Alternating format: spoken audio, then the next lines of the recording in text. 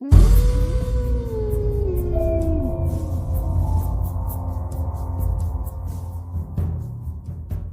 कहानी के लेखक हैं ज्ञान तिवारी। गिरती हुई बारिश के बीच बारात के ढोल नगाड़ों की ध्वनि उठती है। अचानक से बारात की एक टोली बेहती हुई सड़क के बीच मौजूद हो जाती है, जिसके बाराती थे नरकंकाल। वो नाचते गाते जा रहे थे अपनी ही धुन में मगन। उनके शरीर जगह जगह से नुचे और कटे हुए थे, जिस कारण शरीर की हड्डियां और मांस साफ साफ दिख रहे थे। उनमें से कुछ नरकंकाल दूल्हे के आसपास नाच रहे थे, जो उनमें से ही एक था उनके जैसा दिखने वाला। उसी रात अनुज अपनी बाइक को तेजी से सड़कों पर दौड़ाता हुआ आ रहा था। अपने 10 घंटे की शिफ्ट पूरी होने पर अनुज को घर पहुंचने की बहुत जल्दी थी, इसलिए वो किसी भी मोड़ पर धीरा नहीं हुआ और बाइक की स्पीड को बढ़ाता हुआ तेजी से आगे बढ़ने लगा। और उसी रास्ते में जिस रास्ते बारात निकल रही थी, उस रास्ते पहुंच गया और हॉर्न बजाता हुआ बारात से आगे निकल गया कि अचानक उसकी नजर किसी पर पड़ी, जिसकी आंखें नहीं थी और उसका शरीर कंकाल जैसा था। अनुज ने यह देखकर अचानक ब्रेक मार दिए और तुरंत पीछे पलटकर देखा तो पीछे ना कोई बाराती थी, ना ही कोई अजीब सा दिखने वाला शख्स। अनुज हैरान था। अनुज ने सोचा कि काम की थकान की वजह से शायद उसे भ्रम हो गया है।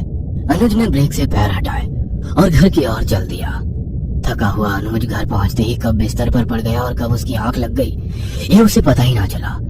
जैसे ही नींद अनुज को अपनी आगोश में ले गई, उसका दिमाग दिन भर की हुई घटनाओं को एक साथ जोड़ता हुआ उसे एक बुने हुए सपने में खींच ले गया। ऑफिस में एक तरफ खड़ा अनुज खुद को टाइपिंग करते हुए देख रहा है। फिर उसकी नजर वही ऑफिस की घड़ी पर जाती है। वो देखता है कि कैसे घड़ी के कांटे तेजी से आगे बढ़ रहे हैं। इससे पहले अनुज कुछ समझ पाता, तब तक शाम घिर चुकी होती है। अनुज अब बाइक चला रहा है। बारात को पार करता हुआ वो आगे बढ़ा और रुक गया। उसने किसी ऐसे आदमी को देखा जिसकी आंखें नहीं थी और शरीर नरकंकाल जैसा था।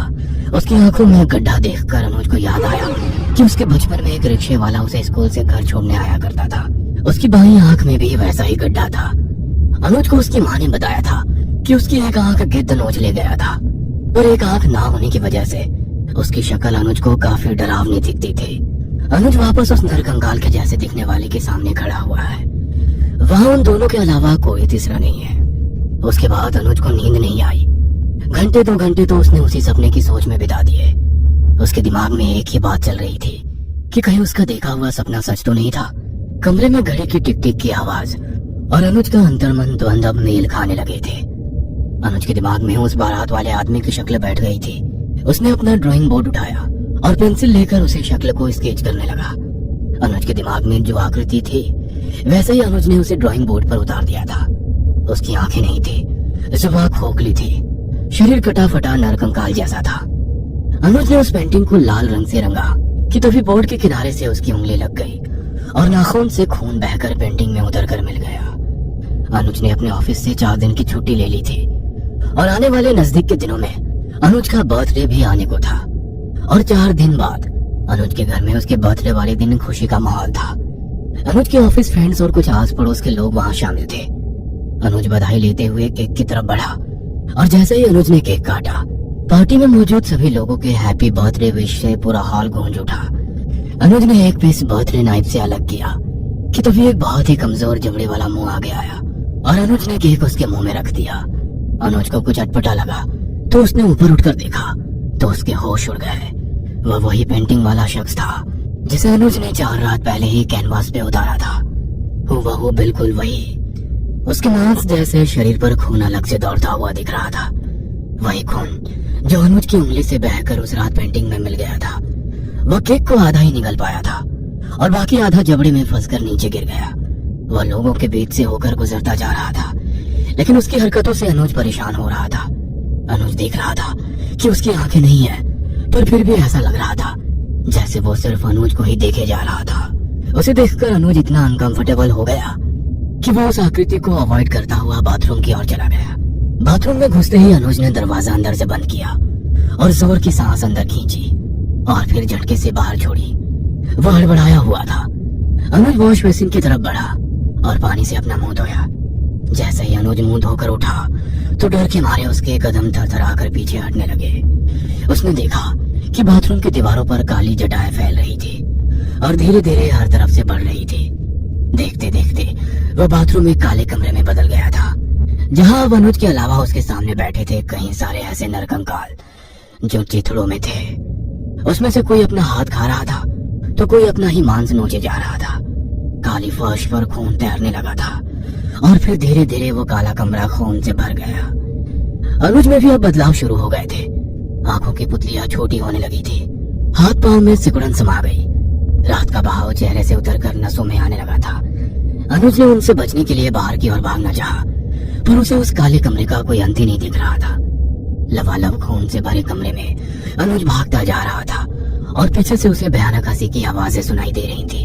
अनुज के मन में डर समाने लगा था और वो भागते भागते गिर गया और डूब गया उसी बहते हुए खून में।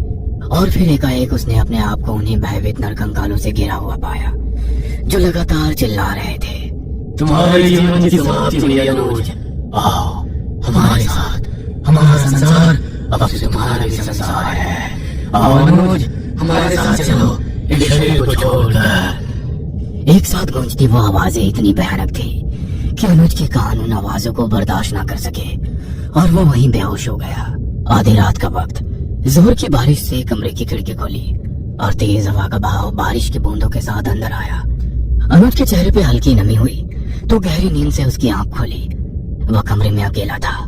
सन्नाटे के बीच उसे अपने अंदर एक अजीब सी हलचल महसूस हो रही थी। उसके कानों में दूर कहीं बज रहे ढोल नगाड़ों की आवाजें आ रही थी।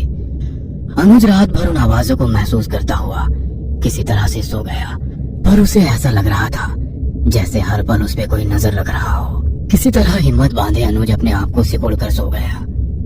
दूसरे कमरे में रखी वो पेंटिंग जिसमें अनुज का खून उतर आया था, उस पेंटिंग के सामने वही नरकंकाल खड़ा है जो अनुज को बारात में मिला था और उससे अनुज का पहला सामना हुआ था। उस नरकंकाल ने अपना एक हाथ उठाया जो पूरी तरह से फटा हुआ था और उसे पेंटिंग के ऊपर रख दिया। नसों में दौड़ता हुआ खून उस पेंटिंग में जा मिला। जिस वक्त अनुज सो रहा था उसी वक्त दरवाजे के नीचे से वो तस्वीर वाला शख्स पानी का रूप लेकर आया और सोते हुए अनुज के अंदर प्रवेश कर गया। अनुज जब उठा तो बहुत सुबह का वक्त था। उसके बाल बिखरे हुए थे और शरीर में रात वाली हलचल। उसका मन अपने ही घर में नहीं लग रहा था। वो अपने घर से बाहर निकला और उसने भागना शुरू किया। वो बहुत जोर से भागा, उसके कदम रुके नहीं रहे थे। वो सड़कों पर दौड़ रही गाड़ियों की गति से भी तेज भाग रहा था। उसे देखने वाले भी हैरान थे। वो भागता रहा बिना थके बिना रुके और भागते भागते वो पहुंच गया एक सुनसान रास्ते पर जहां कोई नहीं था सिवाय उन ढोल नगाड़ों की आवाजों के अलावा। अब तक अनुज पूरी तरह बदल चुका था। उसका शरीर ढीला पड़ चुका था, शरीर से हड्डी झलक कर दिखने लगी थी, आंखें अंदर की तरफ घुस गई थी और पैर भी सिकुड़ चुके थे। वो बदल चुका था। ढोल नगाड़ों की आवाजें तेज हो गई थी। सामने से चली आ रही थी नरकंकालों की वही बारात जो अनुज के पास आकर रुकी, और वही नरकंकाल जो अनुज को सबसे पहली बार मिला था बारात से निकलकर उसके सामने आ गया और इशारे से बारात में शामिल होने का निमंत्रण दिया। अनुज के होठों पर मुस्कान उभरती है और वो भी नरकंकालों की टोली में शामिल हो जाता है। नरकंकाल बना हुआ अनुज अब अपने इंसानी जीवन की समाप्ति पर आ चुका था और दूसरी दुनिया का आरंभ हो गया था। ये कहानी आपको अच्छी लगी हो तो हमें सब्सक्राइब करें, हमारा इंस्टाग्राम और फेसबुक पेज जरूर फॉलो करें। और हाँ दोस्तों, सब्सक्राइब करना भूलना मत।